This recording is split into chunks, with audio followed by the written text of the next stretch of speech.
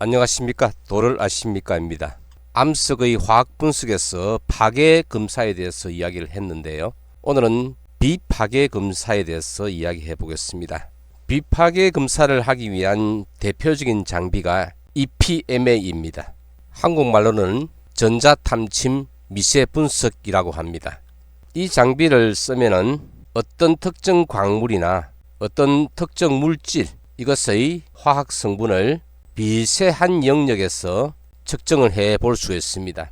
EPMA 분석을 위한 준비를 이야기해 보죠. 보통은 EPMA가 지질학적 영역에서 많이 쓰이기 때문에 암석학 연구에서 사용되는 이 박편 제작하는 과정에서 만들어진 박편 가지고 그대로 사용할 수가 있습니다. 박편 같으면은 유리 슬라이드 글라스에다가 여기에 암석편을 얇게 붙이는 거죠. 박편 제작을 하는 방법에 대한 것은 다음에 또 영상을 만들어 드리겠습니다. 그런데 여기서 EPMA를 하기 위해서는 이 위에 표면을 매우 고광택으로 만들어야 됩니다. 고광택을 하기 위해서는 다시 말하면 매우 매끈하게 만들어야 됩니다. 그래서 일반 박편을 만들 때는 여기를 800메시 정도의 연마를 하는 것으로 끝을 내는데요. EPMA 용을 하기 위해서는 이 800메시의 거의 2배 정도 되는 1500, 2000 정도까지 갈아야만 매우 매끈하게 되기 때문에 여기에다가 위에다가 커버글라스 같은 것을 덮지 않고 그것을 그대로 노출된 상태에서 요 윗면에 탄소 코팅을 살짝 입힌 다음에 여기다가 엑스레이를 때리는 겁니다. 이렇게 박편을 할 수도 있지만은 어떤 얇게 만들 수 없는 그런 물질들 또는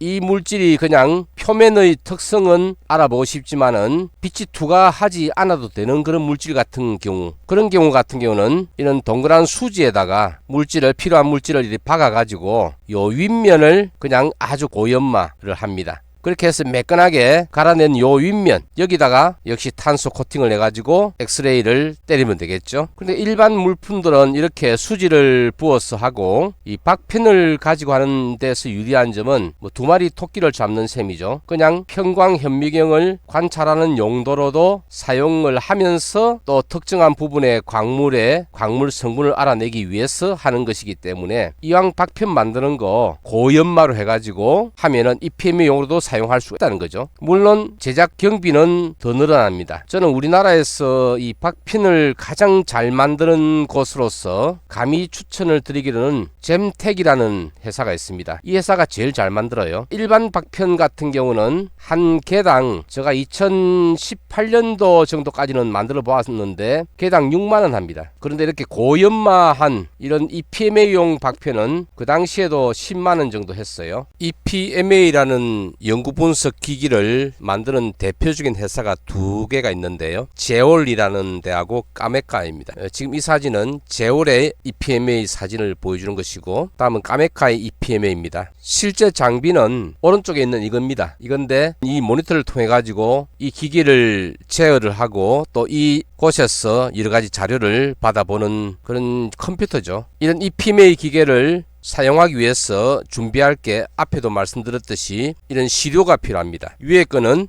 박편형인데 요 위에 면을 굉장히 고광택으로 해야 됩니다. 좀 반짝반짝하죠. 거기다가 탄소 코팅을 해가지고 오른쪽에 있는 마운트에다가 끼워가지고 확대해서 보면서 특정한 부분을 조사하여서 어떤 화학 성분이 있는지 또 그 화학 성분의 양이 어느 정도인지를 알아냅니다. 밑에 거는 수지에다가 만든 거죠. 박편 같은 경우는 윗면과 아랫면이 굉장히 납작하게 그렇게 돼야 되겠지만은 이런 수지 할 경우는 밑부분은 구태여 연마하거나 자를 필요가 없습니다. 그냥 특정한 형태가 아니더라도 이렇게 꼽아가지고 요 윗면만 잘라내고 연마를 해버리면 됩니다. 그러니까 우리가 암석학에서는 이런 박편을 만들고 하겠지만은 뭐 재료공학이라든지 이런 어떤 재료를 가지고 연구하는 뭐 금속학 뭐 이런 것들 이런 학문들에는 EPMA를 이렇게 수지로 만들어 가지고 작업을 하겠죠. 그렇게 하면 나오는 영상이 다음과 같습니다. 자, 이거는 그 콘드라이트질 운석을 전체 표면을 다 EPMA를 통해 가지고 영상을 만든 겁니다. 여기서 막대 크기가 2mm니까 2, 4, 6, 한 1cm 정도 되는 영역을 아주 세밀한 지도로 만든 거죠. 오른쪽에 보면 철하고 황하고 니켈 또 황하고 니켈, 철하고 니켈, 철하고 황, 니켈 등등 원소들이 분포하는 것들을